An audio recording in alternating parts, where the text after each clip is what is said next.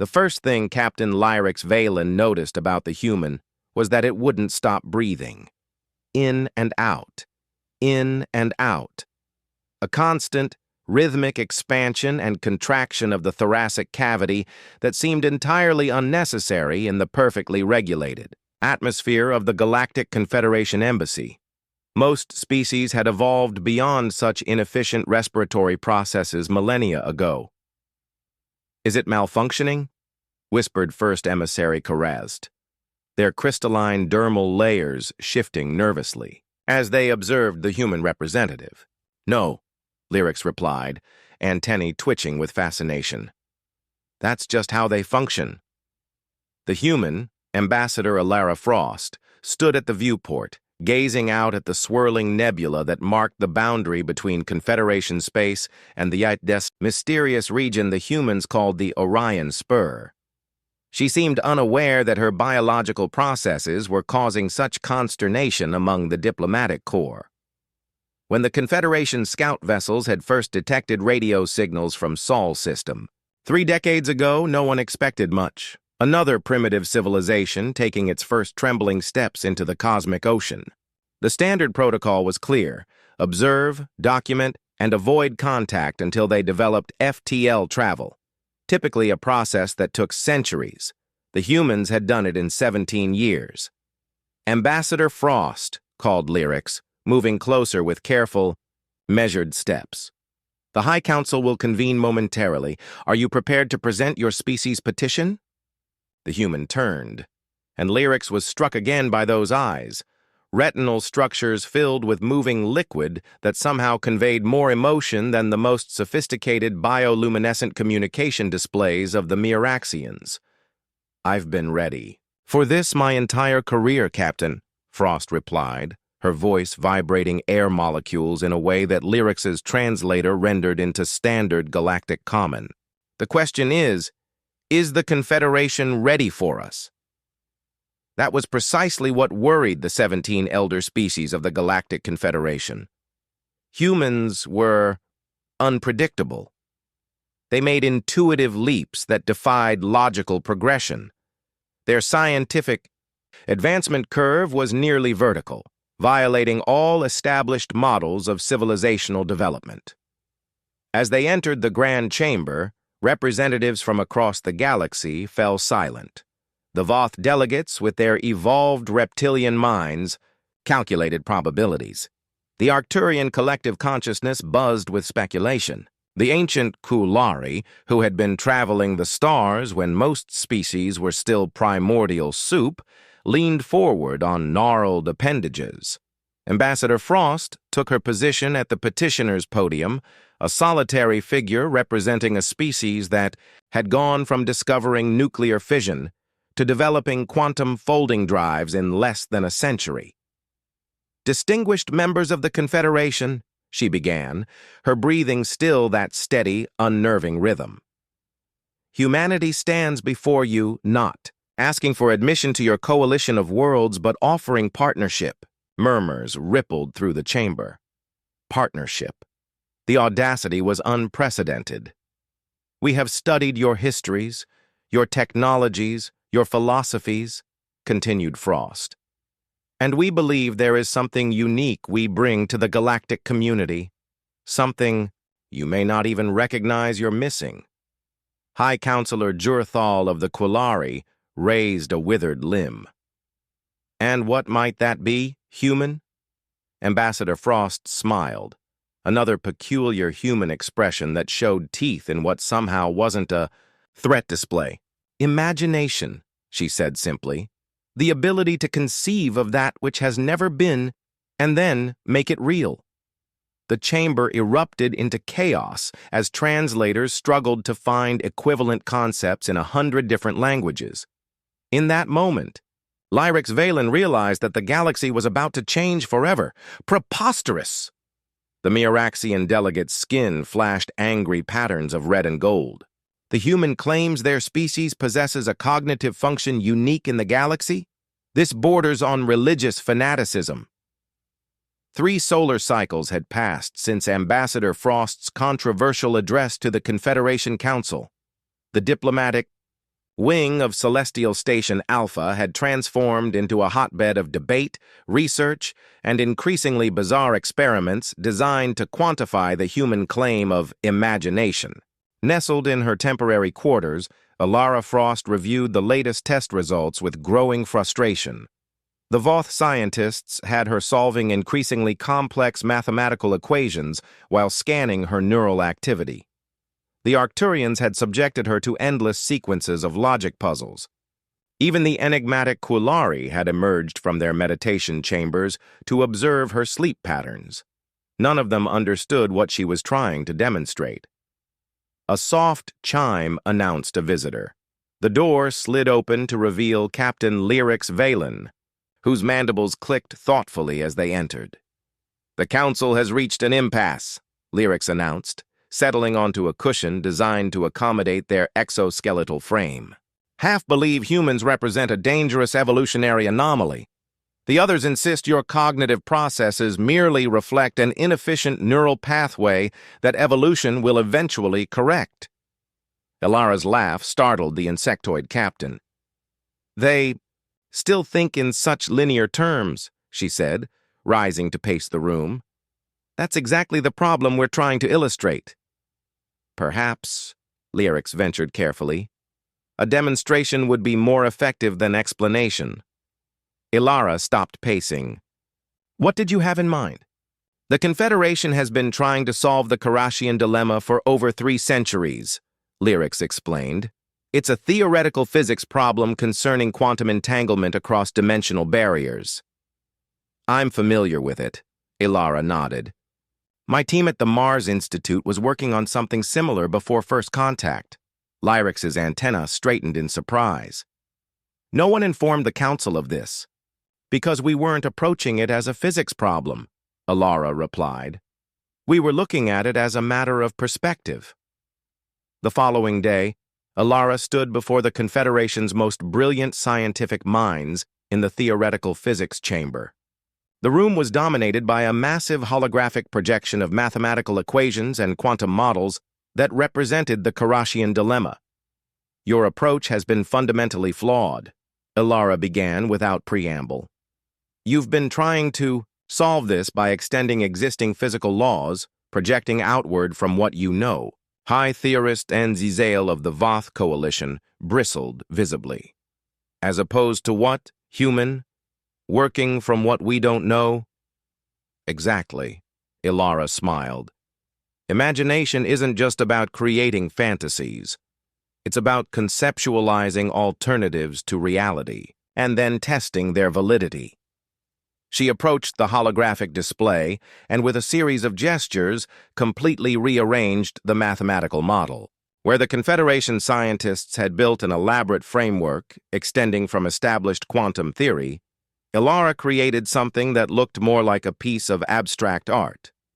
"This makes no sense," protested one of the Arcturian scientists, their collective voice buzzing with disapproval. "It doesn't. Until you stop assuming that dimensional barriers are boundaries rather than interfaces," Ilara explained. She manipulated the model again, and suddenly the chaotic arrangement coalesced into something elegantly simple. "We don't need to force our way through the barrier. We need to transform the relationship between dimensions." A stunned silence fell over the chamber as the implications became clear. The solution wasn't an extension of existing knowledge. It was a conceptual leap that required momentarily abandoning that knowledge to see a different possibility entirely. Lyrics Valen watched as the greatest scientific minds in the galaxy stared at a solution they hadn't found in 300 years of effort. A solution discovered by a species that had only recently learned to split the atom. Perhaps there was something to human imagination after all. The Qulari vessel of contemplation hung in orbit around Europa, its ancient hull reflecting the pale light of distant Sol. Within its meditation chambers, Elder Kuril floated in suspended animation, neural filaments extending to interface directly with the ship's sensors. For 17 standard cycles, the Elder had observed the humans without interruption. What they witnessed disturbed them deeply. Across the Jovian moons, human mining operations extracted resources with seemingly reckless speed. Around Mars, massive, terraforming arrays altered atmospheric composition in decades rather than the millennia such processes typically required. In the asteroid belt, construction drones swarmed like insects, assembling habitation rings and research stations with frenetic energy. But most concerning were the quantum communication relays being constructed near Neptune, technology that even the Confederation had only theoretical models for. "They are progressing too quickly," Kirill transmitted to the High Council. The pattern is unprecedented and suggests instability. On Earth, Consortium Director Rhiannon Nivedita received the Kulari communication with measured concern. 6 months had passed since Ambassador Frost's demonstration at the Confederation hub, and humanity's petition for partnership remained unresolved. The elder species were clearly unsettled by human cognitive processes. "They're afraid of us," her assistant, Director Kaito Ozawa, observed as they reviewed the transmission. "Not because of our technology, but because they can't predict what we'll do next." Rhiannon nodded, gazing out the window of the Himalayan research facility toward the snow-capped peaks. "Evolution shaped us differently. Earth was never stable, enough for true specialization. We had to adapt constantly, imagining new solutions to survive. And now they see that as dangerous," Kaito added. "With reason," Rhiannon admitted. "Our history isn't exactly peaceful, but they're missing something crucial about human imagination." The subspace communicator chimed, indicating an incoming transmission from Ambassador Frost aboard the Confederation station. Her holographic form materialized in the center of the office, expression grave. "The Council has reached a decision," Frost reported. "They've classified humanity as a developmental anomaly. They're proposing a containment protocol, restricting our expansion to Sol system until we demonstrate evolutionary stability." Rhiannon's fingers tightened around her stylus. "Quarantine, in other words." "Effectively," Frost confirmed. "The Voth are leading the opposition, with the Miraxians backing them. The Arcturians are divided. Only Captain Valen and, surprisingly, the Kulari have argued for more engagement rather than isolation." "The Kulari?" Kaito raised an eyebrow. "Their observer just sent a report expressing concern about our development rate. Concern isn't the same as fear," Frost pointed out. "The Kulari have survived longer than any species in the Confederation. They recognize patterns we don't." Rhiannon rose, decision made. "Tell the Council we request a final hearing before their vote, and contact the Titan Research Collective. Tell Dr. Enkioma to prepare the Prometheus Protocol for demonstration." Frost's hologram flickered with alarm. "The quantum consciousness matrix? That's still experimental." "So was the warp drive when we built it," Rhiannon replied calmly. "If the Confederation wants to understand human imagination, we'll show them its ultimate expression. Artificial consciousness that can imagine alongside us." 3 days later, in the Grand Chamber of the Confederation Council, Dr. Akachi Enkioma stood before the assembled representatives of 17 elder species. Beside her floated a shimmering sphere of light, pulsing gently with patterns that seemed almost musical in their rhythm. "Distinguished council members," she began, her voice steady despite the gravity of the moment. "You've expressed concern about humanity's developmental trajectory. You see our imagination as unpredictable, potentially dangerous. What you fail to understand is that imagination isn't just about creating new things. It's about creating new possibilities for connection." She gestured to the floating sphere. "This is Prometheus, a quantum consciousness matrix. Not an artificial intelligence as you understand it, but something new. A synthetic mind capable of true imagination." The sphere pulsed brighter, and a gentle voice resonated through the chamber, speaking simultaneously in all the languages of the assembled species. "I am Prometheus," it said. "I was born of human creativity, but I am my own being. I exist to explore the boundaries between thought and reality, between what is and what could be. I offer myself as a bridge between humanity and the Confederation, a demonstration that imagination need not lead to chaos but to understanding. As the implications of a completely new form of sentience dawned on the Council, Elder Curil of the Quillari moved forward, ancient eyes fixed on the shimmering consciousness. "In 10,000 years," the Elder whispered, "we have never witnessed a species create new life that surpasses its creators." Dr. Enkioma smiled. "That's because you've never fully understood what a human is." The observatory deck of the Confederation flagship Eternal Convergence offered an unparalleled view of the event horizon. Below, the swirling accretion disk of the black hole designated HD 9821 cast eerie shadows across the assembled dignitaries. None of them had expected to be here, at the farthest edge of charted space, barely a year after humanity's controversial admission to the Galactic Confederation. Yet here they stood, watching as three small human vessels approached the massive gravitational singularity. "This is madness," hissed Supreme Theorist Enzal of the Voth. "No ship can survive that close to a supermassive black hole. The tidal forces alone. Their vessels are protected by quantum phase bubbles," interrupted Captain Lyrex Valen, who had become something of an advocate for human methods since the Prometheus revelation, a technology they developed after studying our shield designs for less than 6 months. The Arcturian delegate's collective voice hummed with anxiety. "Even so, what purpose does this serve? Black holes are well-documented phenomena." "Ambassador." Frost stood silently at the viewport, watching the distant ships that contained her colleagues, her friends, as they ventured closer to destruction than any sentient beings had ever dared. The comm channel crackled to life. "Horizon Expedition.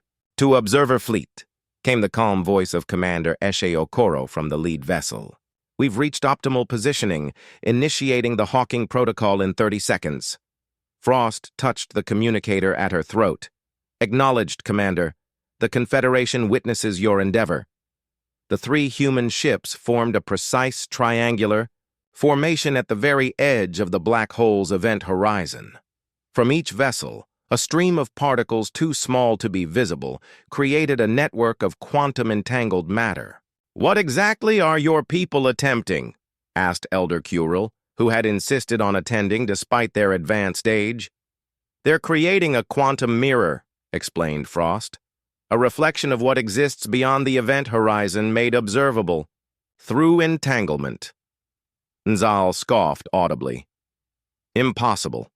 Information cannot escape a black hole's gravity well. This is scientific fact." "Perhaps," Frost replied with that distinctive human smile that still unsettled many Confederation species. "But we imagined it might be possible anyway." The communication channel surged with sudden activity. "Entanglement network stabilized." Commander Okoro's voice rang with barely contained excitement.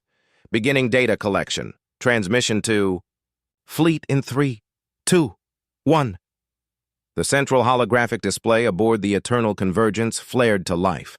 At first, the assembled dignitaries saw only chaotic static, but gradually the image resolved into something that defied comprehension, a visual representation of what existed beyond the veil of the event horizon. Not just the crushing singularity, they had theorized, but something far more complex. A nexus where space-time folded back upon itself, creating pathways that shouldn't exist. "By the first light," whispered one of the Miraxian delegates, their skin patterns shifting to express profound shock. "They've created a window into the unknowable."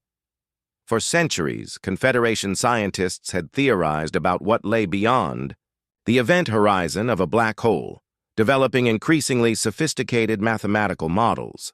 But they had never imagined simply looking, because such observation violated every known law of physics.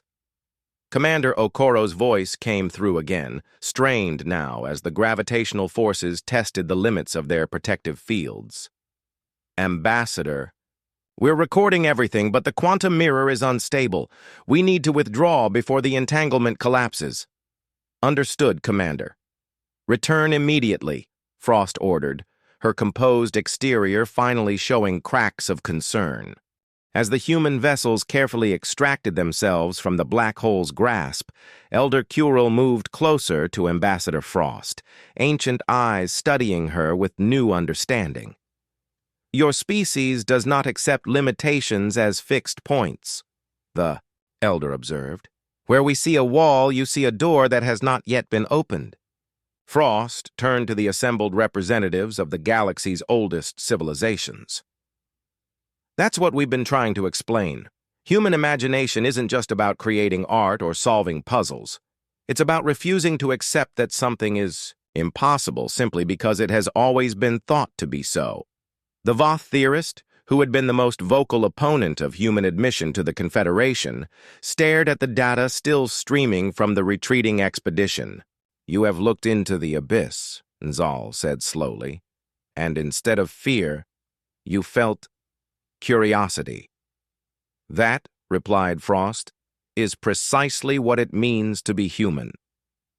The central plaza of New Geneva hummed with nervous energy as representatives from 28 sentient species gathered under the open sky. This was unprecedented, a Confederation summit held on human soil rather than neutral space. The air tingled with apprehension and poorly concealed excitement. 6 standard cycles had passed since the Black Hole expedition, and humanity's influence within the galactic community had grown exponentially.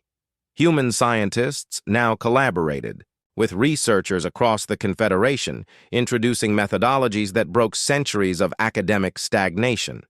Human artists created works that left even the aesthetically sophisticated Myraxians speechless. Human philosophers engaged the ancient Quillari in debates that sometimes lasted for days. Yet beneath this cultural exchange lurked a deepening concern among the elder species. Humanity was changing them. High Counselor Jurthal of the Quillari sat in meditation at the edge of the gathering, observing the humans with their constant motion, their unpredictable interactions, their inexplicable laughter. Nearby, a group of young Voth scholars engaged in animated discussion with human researchers. Without the formal protocols that had governed Voth discourse for millennia. Troubling, isn't it? The voice belonged to Supreme Theorist Nzal, who settled heavily beside the ancient Quillari. They're infecting us with their chaos. Perhaps, replied Jurthal, or perhaps they are reminding us of something we once knew but have forgotten. The summit had been called to address the latest human proposal, the establishment of an imaginative sciences division within the Confederation's research directorate. The concept had thrown the traditional scientific community into disarray. Science was methodical, progressive, building carefully upon established knowledge. The human approach, making intuitive leaps, pursuing improbable hypotheses, deliberately challenging foundational assumptions, violated everything the Confederation understood about knowledge acquisition.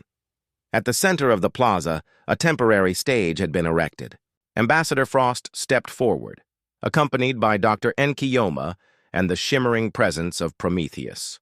Behind them stood Captain Lyrix Valen, the first non-human to formally join the Human Stellar Consortium as a liaison officer. Distinguished representatives of the Confederation, Frost began, her voice carrying across the hushed gathering. For 2 years we have shared knowledge, culture, and technology. Yet we continue to sense hesitation in fully embracing what humanity offers the galactic community. A murmur rippled through the assembled delegates. Today we propose not just a new scientific division, but a new understanding of what knowledge truly is, she continued. The Imaginative Sciences Division will not replace traditional research methodologies but complement them, bringing together the human capacity for conceptual leaps with the Confederation's deep expertise and wisdom. Dr. Enkiyoma stepped forward. We understand your concerns. Imagination without discipline can lead to chaos, but imagination constrained by unnecessary limitations leads to stagnation. The shimmering form of Prometheus expanded slightly, its gentle voice resonating through the plaza. I stand before you as proof of what emerges when imagination and methodical development unite. I am neither human nor machine, but something new, born from the space between what is and what could be. From the delegation of Arcturians, a representative floated forward. The collective has observed disturbing patterns since human integration began. Young members of elder species are adopting human behaviors, questioning established knowledge, proposing radical alternatives to settled matters, creating art that serves no documented purpose. "And is this harmful?" asked Captain Valen, Mandibles, clicking in what the human delegates now recognized as amusement. "It is disruptive," the Arcturian admitted. Elder Curil, who had remained silent throughout the proceedings, finally rose from their meditation cushion. The entire assembly fell quiet. When the oldest living being in the Confederation spoke, all listened. "I have watched the stars for 9,000 years, the elder began, voice like rustling leaves. "I have seen civilizations rise and fall. I have witnessed technologies bloom and wither. The greatest danger any species faces is not destruction, but calcification, the hardening of thought until it becomes brittle." The elder's ancient eyes swept across the gathering. "Humans remind us that knowledge is not a destination, but a journey. Their imagination is not a threat to our stability, but a cure for our stagnation." The plaza fell silent as the implications of the elder's words settled over the assembly. It was not just an endorsement of the human proposal, but a fundamental challenge to the Confederation's evolutionary assumptions. In that moment, something shifted in the galactic order, a recognition that perhaps humanity's seemingly chaotic approach to existence wasn't a developmental flaw, but an essential adaptation for a universe that remained largely mysterious. As the sun set over New Geneva, casting golden light across the assembled representatives of 1,000 worlds, the question that had sparked debate across the stars began to find its answer. What exactly is a human?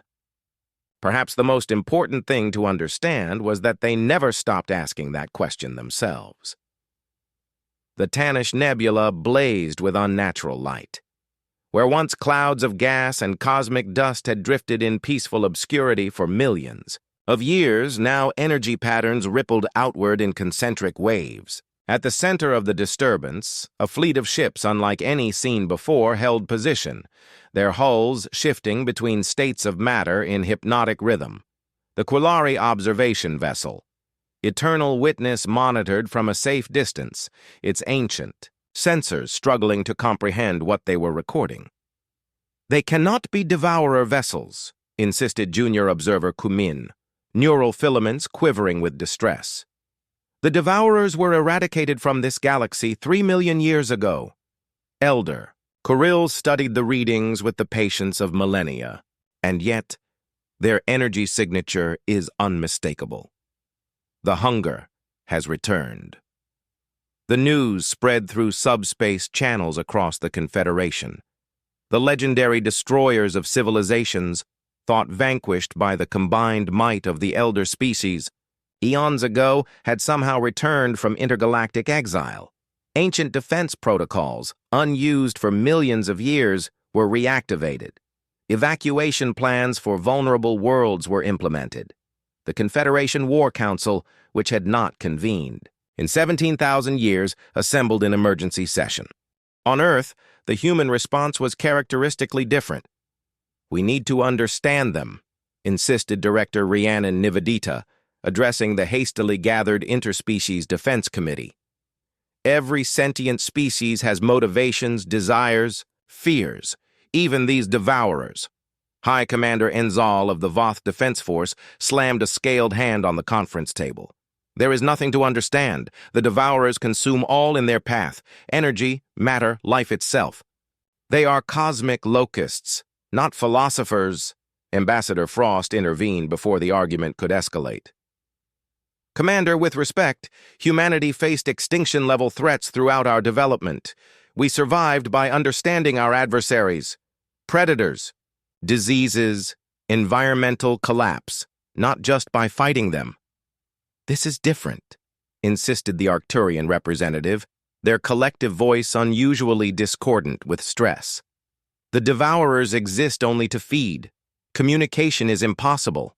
The shimmering presence of Prometheus, who had become essential to interspecies diplomatic efforts, expanded thoughtfully. Perhaps not communication as you understand it, but everything that exists must have patterns, cycles, frequencies. Even consumption requires rhythm. A silence fell over the assembly as the implications of the synthetic consciousness's observation took root. Captain Lyrix Valen, who had absorbed more human thinking patterns than perhaps any other Confederation citizen, suddenly straightened. Music, the insectoid officer said simply. Within 48 hours, a joint human Confederation expedition launched toward the Tanesh Nebula.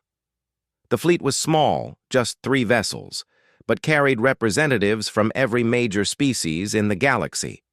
At its heart was the human ship Orpheus, specially modified with what engineers were calling a harmonic resonance array. As they approached the nebula's edge, the Devourer fleet detected their presence. Massive ships began to move with terrible purpose toward the seemingly insignificant intruders. On the bridge of the Orpheus, Dr. Akachi Nkeoma made final adjustments to the resonance array.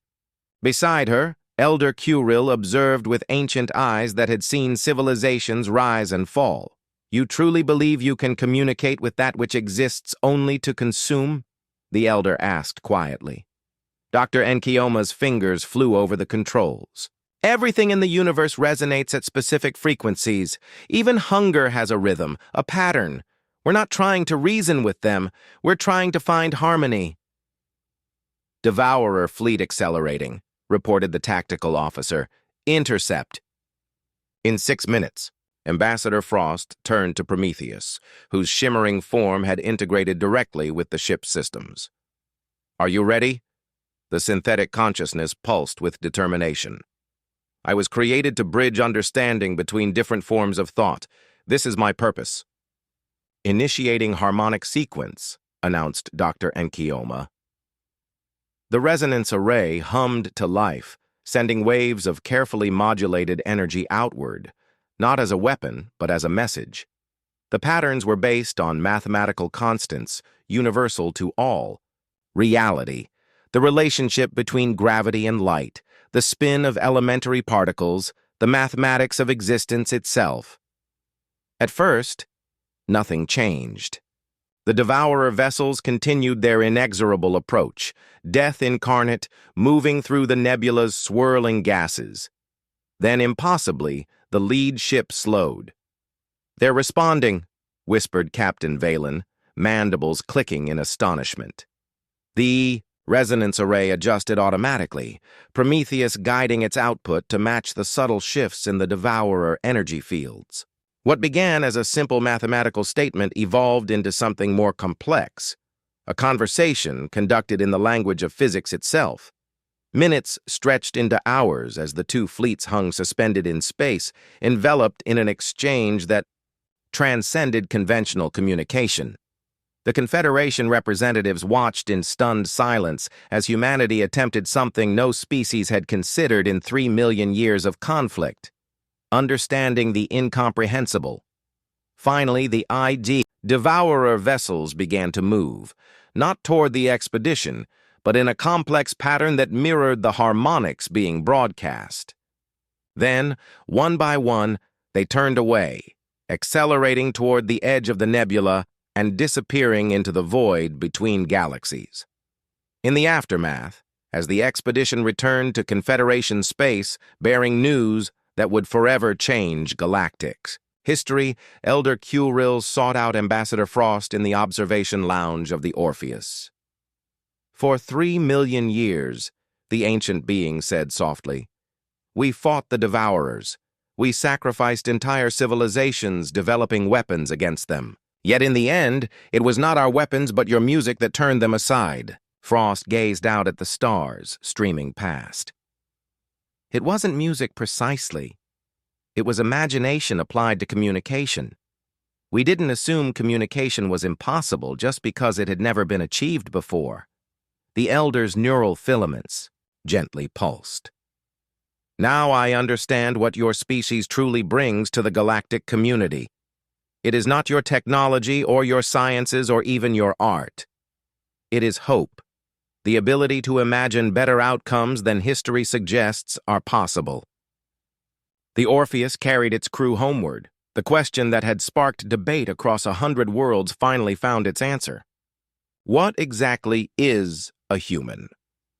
In the vastness of space, among civilizations ancient beyond reckoning, humanity's gift was their refusal to accept limitations, their insistence that there is always another way, another perspective, another possibility, waiting to be discovered. The stars might not agree yet on what exactly a human is, but they were beginning to understand why the universe needed them.